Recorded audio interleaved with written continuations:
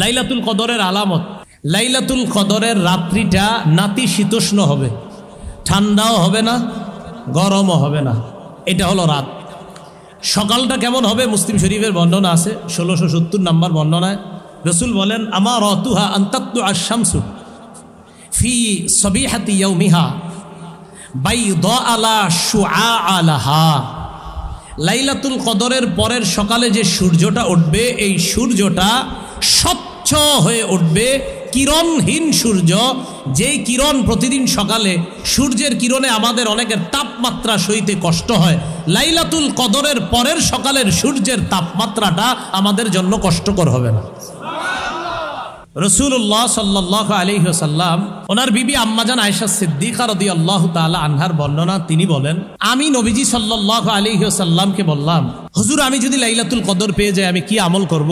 তো রাসূলুল্লাহ সাল্লাল্লাহু আলাইহি ওয়াসাল্লাম বললেন, কুলি, তুমি বলবা, আল্লাহুম্মা, পড়েন, ইন্নাকা আফুউন কারীম তুহিব্বুল আফওয়া ফাফু আন্নী। আবার আল্লাহুম্মা ইন্নাকা আফুউন কারীম তুহিব্বুল আফওয়া ফাফু আন্নী। আরবিটা যদি না পারেন, বাংলা এইভাবে আল্লাহর কাছে বলবেন, আল্লাহ, এই পৃথিবীতে আল্লাহ আমার চেয়ে অপরাধী আর কেউ নাই। আল্লাহ, আমি আপনার বান্দা, আপনি আমার রব। আল্লাহ, আমার গুনাহের শেষ নাই। আল্লাহ, আপনি তো ক্ষমাশীল রব, আমাকে আপনি ক্ষমা করে দেন। আল্লাহ, এইভাবে আল্লাহরে বলবেন, আল্লাহ, আপনি ক্ষমাশীল রব। আল্লাহ, আমি অনেক পাপ করেছি, আমাকে আপনি ক্ষমা করে দেন। আল্লাহ, আপনি সম্মানিত রব, আপনি দয়ালু রব, আমাকে আপনি ক্ষমা করে দেন, আমাকে আপনি মাফ করে দেন। এই বাংলাটা বলা যাবে না? লাইলাতুল কদর পাইতে চাই কারা কারা? সহজে সবাই পাইতে চাই আসলে? তাহলে সবাই এতে কাফে বসে। লাইলাতুল কদরের পরের সকালে যে সূর্যটা উঠবে, এই সূর্যটা স্বচ্ছ হয়ে উঠবে, কিরণহীন সূর্য।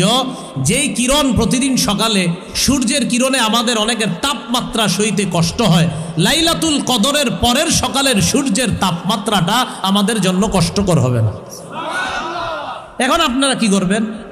যেহেতু আমরা বাংলাদেশি, আমরা এক কাজ করব, আমরা লাইলাতুল কদরের এই আলামত দেখার জন্য ইবাদত না কইরা খালি রাত্রে তাকায় থাকবো করে, যে আজকে রাতটা কি ঠান্ডা না গরম। সারা রাত শুধু এটা খুঁজবো যে এটা কি ঠান্ডা না গরম, আর সকালে উঠে দেখবো যে সূর্যটা কিরকম। ঠিক আছে না? কয় ঠিক আছে, দু একজন কহ এবাদত করবো। এবাদত করতে গিয়ে মানে আজীব 70,000 মানুষ মরে যাবো, অন্ধ হয়ে যাবো। এরপরে সবাই, আরে ভাই শেষ পর্যন্ত আমি বাধ্য হয়েছি লিখতে, খালি আমারে সবাই মেসেজ দিতেছে, আর আপনি কিছু বলেন না এটা নিয়ে। আমি কোনটা নিয়ে? 70,000 মানুষ মারা যাবো, অন্ধ হয়ে যাবো, এই হয়ে যাবো। আমি এইটা কবের কথা? সাধারণত রমজান মাসে অন্যদিকের খোঁজ খবর কম রাখি। তখন দেখলাম না বিষয়টা সিরিয়াস আকার ধারণ করতেছে। তো সিরিয়াস আকার ধারণ কইরা এই যে গতকালকে আপনার অলরেডি 70,000 মইরা টইরা এখন আবার বাইচা রয়েছে আছে। তো এই জন্য আমরা এত দিকে খেয়াল না কইরা, রমজান মাস ইবাদতের মাস, খালি খোঁজে কি হয় না হয়। আরে এত কি দরকার আছে আপনার এত খোঁজা? কিয়ামত আসলে হবে, আপনি বাস ইবাদত করতে থাকেন। এই টেনশনে আছে মানে আপনার এত টেনশনের কারণ কি? মানে আপনার সমস্যাটা কি বলেন আমাদের, আপনার কি সমস্যা? মনে করেন 70,000 মরে যাবে, তো এত সমস্যা কি? আপনি যদি মৃত্যু থাকে আপনিও মরবেন, সমস্যা কোথায়? টেনশনে পড়ে গেছে, এটা নিয়ে কি হইব না হইব। অনেকে আবার স্ট্যাটাস দিছে দোকান টোকান সব বন্ধ রাখতে গেছে পরের দিন। আরে হ্যাঁ, দোকান থেকে এই সেই কি ওসিয়তনামা লেখা যাইতেছে। আমার কথা হলো, মনে করেন 70,000 মরে যাবে, তো যাইলে সমস্যাটা কোথায়? এর মধ্যে আমার আপনারও মৃত্যু হইতে পারে। এটা নিয়ে এরকম ঘোলা করা, এই করা। তো যাই হোক, বিষয়টা আসলে জাল বর্ণনা ছিল। এটা একটা ছিল জাল বর্ণনা। কি বর্ণনা ছিল? না, জাল বর্ণনা ছিল। তা আমি আপনাদেরকে বলতে চাই আর কি, এখন আমি যেহেতু আজকে বলে দিছি যে লাইলাতুল কদরের রাত্রিটা হবে নাতিশীতোষ্ণ আবহাওয়া, গরমও হবে না, ঠান্ডাও হবে না, পরের সকালটা হবে সহনীয় একটা রৌদ্র। তো এই জন্য আমরা খালি প্রত্যেক রাতে খুঁজবো কবে গরম কম আর কবে বেশি, পরের দিন সকালটা কবে আমাদের তাপমাত্রা সহনীয়। কারণ আমাদের অভ্যাস তো এটা খুঁজি। তো এই জন্য খালি ফেসবুকে স্ট্যাটাস শুরু করবেন এখন থেকে, ভাই সবাই খেয়াল রাখবেন কবে রাত্রে ঠান্ডা আর গরম কম হয়, পরের দিন সকালটা কবে এরকম। আমাদের অভ্যাস আর কি, যেটা এই জন্য বল। তাহলে আমরা কি ওইটা খুঁজবো না লাইলাতুল কদরে আমরা আল্লাহর কাছে ইবাদত করবো? কোনটা? আল্লাহ তৌফিক দান করেন। লাইলাতুল কদরে কি আমল করব, ইবাদত করব, কোনটা বেশি? বলেন আমার সাথে, বলেন ক্ষমা চাইব, বলেন ক্ষমা চাইব। তিরমিজি শরীফের 3513 নম্বর হাদিস। রাসূলুল্লাহ সাল্লাল্লাহু আলাইহি ওয়াসাল্লাম ওনার বিবি আম্মাজান আয়েশা সিদ্দিকা রাদিয়াল্লাহু তাআলা আনহার বর্ণনা, তিনি বলেন, আমি নবীজি সাল্লাল্লাহু আলাইহি ওয়াসাল্লামকে বললাম, হুজুর আমি যদি লাইলাতুল কদর পেয়ে যাই আমি কি আমল করব? তো রাসূলুল্লাহ সাল্লাল্লাহু আলাইহি ওয়াসাল্লাম বললেন, কুলি, তুমি বলবা আল্লাহুম্মা, পড়েন, ইন্নাকা আফুউন কারীম তুহিব্বুল আফওয়া ফাফু আন্নি। আবার আল্লাহুম্মা ইন্নাকা আফুউন কারীম তুহিব্বুল আফওয়া ফাফু আন্নি। আরবিটা যদি না পারেন বাংলা এইভাবে আল্লাহর কাছে বলবেন, আল্লাহ এই পৃথিবীতে আল্লাহ আমার চেয়ে অপরাধী আর কেউ নাই। আল্লাহ আমি আপনার বান্দা, আপনি আমার রব। আল্লাহ আমার গুনাহের শেষ নাই। আল্লাহ আপনি তো ক্ষমাশীল রব, আমাকে আপনি ক্ষমা করে দেন। আল্লাহ এইভাবে আল্লাহরে বলবেন, আল্লাহ আপনি ক্ষমাশীল রব, আল্লাহ আমি অনেক পাপ করেছি, আমাকে আপনি ক্ষমা করে দেন। আল্লাহ আপনি সম্মানিত রব, আপনি দয়ালু রব, আমাকে আপনি ক্ষমা করে দেন, আমাকে আপনি মাফ করে দেন। এই বাংলাটা বলা যাবে না? লাইলাতুল কদর পাইতে চাই কারা কারা সহজে? সবাই পাইতে চাই আসলে? তাহলে সবাই ইতিকাফে বসে। লাইলাতুল কদর পাওয়ার সহজ এবং শ্রেষ্ঠ উপায় ইতিকাফ করা। বলেন কি করা? ইতিকাফ করা। লাইলাতুল কদর পাওয়ার সহজ এবং শ্রেষ্ঠ উপায় ইতিকাফ করা। রাসূল সাল্লাল্লাহু আলাইহি সাল্লাম লাইলাতুল কদর পাওয়ার জন্য 30 দিন ইতিকাফ করেন। কয়দিন? কয়দিন? সহিহ বুখারীর 813 নম্বর হাদিস। রাসূলুল্লাহ সাল্লাল্লাহু আলাইহি সাল্লাম ইতাকাফা আশারাল আউয়াল, প্রথম 10 দিন ইতিকাফ করলেন রমজানের।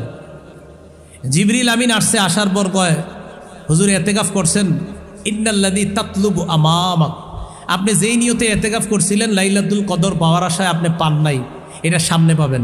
সুবহানাল্লাহ। কয়দিন চলে গেল? সুম্মা আতাকাফাল আশারাল আওসাত, এরপর মাঝের 10 দিন ইতিকাফ করলেন। কয়দিন হলো? 10-এ জিবরিল আমিন আসলেন, আসার পর বললেন, ইন্নাল্লাযী তাতলুবু আমামাক, আপনি যেটা খুঁজতেছেন এটা পান না, এটা সামনে। সুবহানাল্লাহ। তাহলে 20 দিন ইতিকাফ করলেন, রাসূল লাইলাতুল কদর পাননি। এবার নবীজি বললেন, সাহাবারা শোনো, গত 20 দিনে আমরা লাইলাতুল কদর পাইনি, এবার শেষের দশকে লাইলাতুল কদর পেয়েই যাব। তো যারা তোমরা আমার সাথে ইতিকাফ করতে চাও করতে পারো, আর যারা চলে যেতে চাও যেতে পারো। তাহলে রাসূল সাল্লাল্লাহু আলাইহি সাল্লাম ইতিকাফ করেছেন লাইলাতুল কদর পাওয়ার জন্য।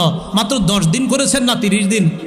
হ্যাঁ, আমাদের জন্য সহজ করে দিয়েছেন। দেখো, আমি 30 দিন করে এটা আল্লাহর কাছ থেকে জানতে পারলাম যে লাইলাতুল কদরটা শেষ দশকে করেছে। কয়দিন? না, 30 দিন। 30 দিন করে নবী জানতে পারলেন যে লাইলাতুল কদর শেষ দশকে।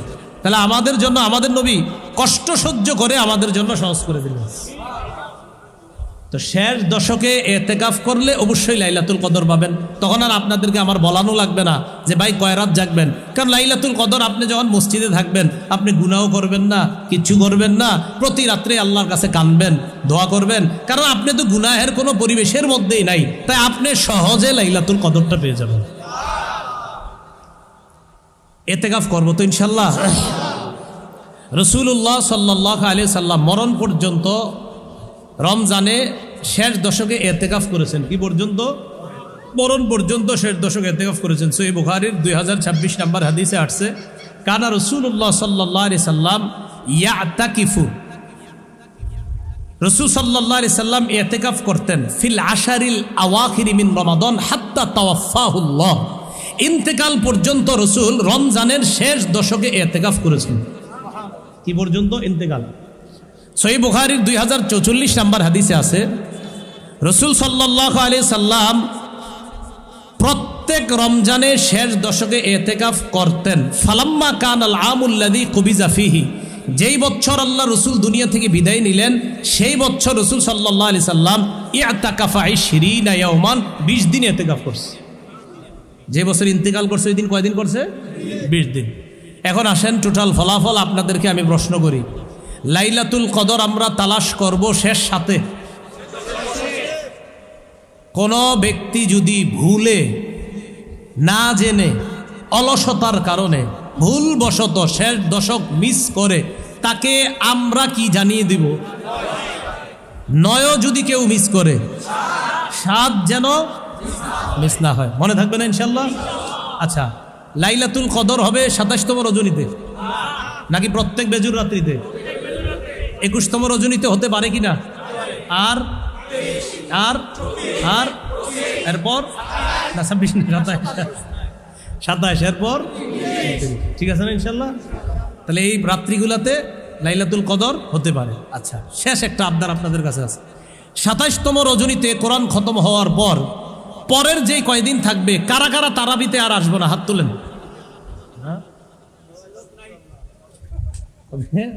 তারাবিতে 27তমের পরে আর আসে না, মানে তারা বিশেষ 27তম রজনীতে তারা বিশেষ, এরপরে আর পড়া লাগবে না। এরকম আছে কিনা? একদম আছে। আমি যেখানে তারাই পড়াই ওখানে আবার আপনার কঠিন নিয়ম। আমি বলি যে 27তম রজনীর পরে, হুজুর আপনি যদি পড়ান তাহলে আমি আপনারা আইলে আমি পড়াবো, আপনি পড়াইলে আমরা আসবো, আমি কই আপনারা আসলে আমি পড়াবো। তখন আমি কি করি, 27তম রজনীর পরের রজনী থেকে আমি তাকায়া দেখি আসে কিনা মুসল্লিরা, তো এরাও দেখে। তো মাশাল্লাহ এই নিয়ম করার পরে তো এখন ওই খতম তারাবিতে যে মুসল্লি হয়, আলহামদুলিল্লাহ সূরা তারাবিতে ওই মুসল্লি হয়, এরা আসে। তো এই জন্য 27-এর পরে কি করবেন, প্রতি রমজানে তারাবিতে একটু একটু আলোচনা করবেন, এই আকর্ষণে আইবে, কিছু কিছু কইবেন, হুজুর কিছু কয়, তখন আসবে দেখবেন। তো বলেন তো 27তম রজনীতেই তারাবি শেষ আমাদের, নাকি রমজানের প্রত্যেকটা রাত্রিতেই তারাবি আছে? তারাবি আছে। তাহলে ইনশাল্লাহ আমরা প্রতি রাত্রে, হ্যাঁ ও আচ্ছা আচ্ছা আচ্ছা, ঠিক আছে, ওইটা ঠিক আছে। ওইটা নিয়ে তো আলোচনা হয়েছে, আপনি 20 রাকাত আর 8 রাকাতের আলোচনা শুনছেন না সবাই? মাশাআল্লাহ, এটা নিয়ে আর নতুন করে ঝগড়ার কোনো দরকার নাই, যতটুকু হয়েছে আলহামদুলিল্লাহ। তো আমরা সবাই এসে যাবে ইনশাল্লাহ, দেখবেন এক সময় সবাই লাইনে এসে যাবে, সবাই এসে যাবে ইনশাল্লাহ। কেউ শত্রু না, সবাই বন্ধু ইনশাল্লাহ। সবাই এক সময় সঠিকটা বুঝতে পারবে ইনশাল্লাহ। আল্লাহ পাক রব্বুল আলামিন আমাদের সকলকে এই রমজানের বাকি যতটা রমজান আছে, প্রত্যেকটা রমজানের রাতগুলা গুরুত্ব সহকারে কাটানোর চেষ্টা করব। সাধারণত রমজানে আমি কোথাও বয়ান করি না। এই আপনাদের শাহ ওলিউল্লাহ সাহেব, এই হজরত লম্বা সময় ধরে অপেক্ষা করে আমার সাথে দেখা করবে একদিন সরাসরি। হজরতের সাথে দেখা করার জন্য আমি আসছি, ঠিক আছে? তো এই জন্য মাশাআল্লাহ আরও অনেক ওলামায়ে কেরাম, নাজমুল ইসলাম মাদানী সাহেব হজরতের সাথে অনেক আগে থেকে সম্পর্ক, আরও ওনারা আছেন ওলামায়ে কেরাম। আমার সবচেয়ে খুশি লাগছে, উনি সহ আরও অনেক আলেমরা বলছেন, হজরত আমরা আমাদের মসজিদগুলোতে এখন শুধু কোরআন হাদিস ভিত্তিক আলোচনা করি। এটা যখন বলার পর খুব ভালো লাগছে।